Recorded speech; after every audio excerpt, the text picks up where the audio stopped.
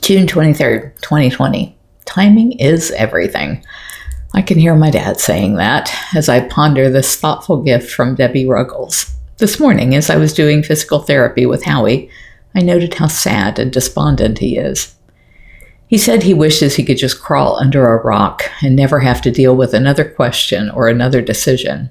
He's been working day and night to get stuff organized for the attorney who is taking our case against Netflix and the producers of Tiger King. Howie likes everything to be black and white and in neat boxes of thought, but my life is anything but that. Howie's burdens are all because of me. Lately, he's really struggled with how I can take the position that I didn't know Don was cheating on me, given the facts from Bertha and the phone call with Vokker. He just can't accept that I chose to focus on the fact that I knew they both had reasons to lie about it, and thus blind myself to it. I explained to him that probably most people would find it hard to relate to me because I'd been involved in open relationships before, and Don straying just wasn't a big deal to me. I'm faithful to Howie because it matters to him. If he weren't faithful to me, I'd feel hurt, but it's not a deal killer given what I know about how men view sex.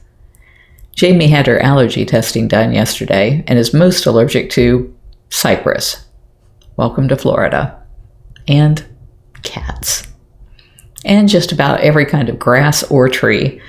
She's feeling scared because she can't breathe and probably feeling like she can't escape to some beach somewhere devoid of all the things that cause her to gasp for air.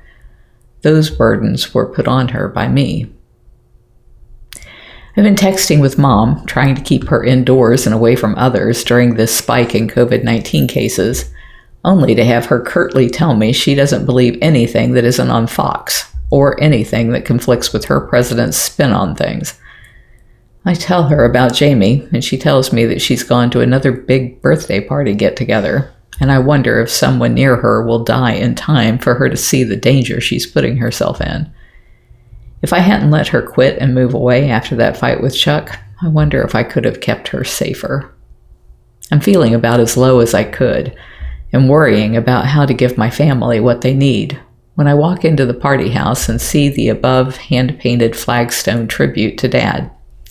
The note with it read, "Dearest Carole, after supporting Big Cat Rescue for several decades now, every time I go through the checkout line at the grocery store, see some clueless person like Kelly Ripa say they want to be you for Halloween, or see your image spoofed on Saturday Night Live, I say to myself, my God, if there was any time a girl needs her father.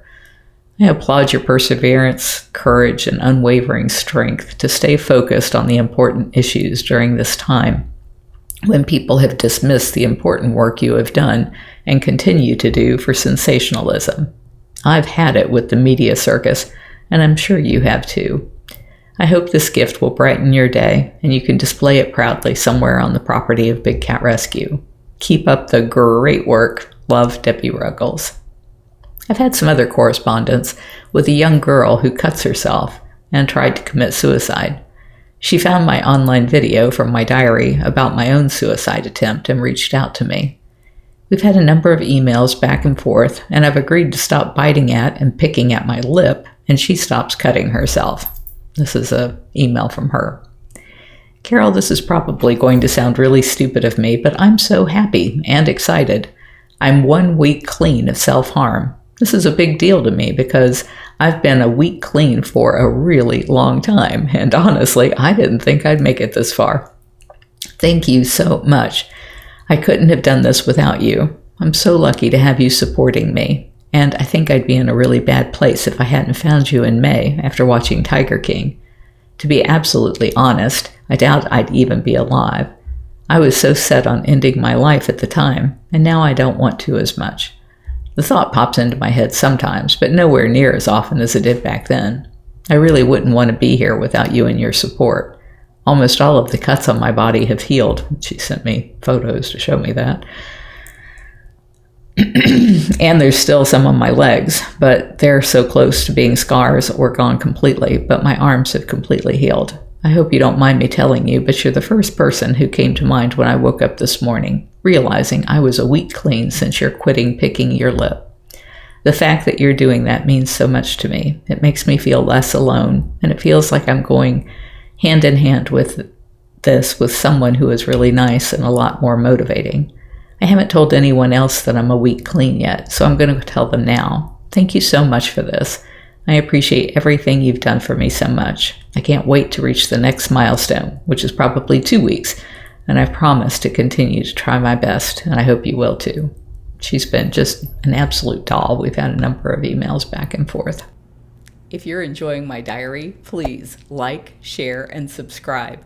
You can find other ways to connect to me over at bigcatrescue.org/Carole.Baskin.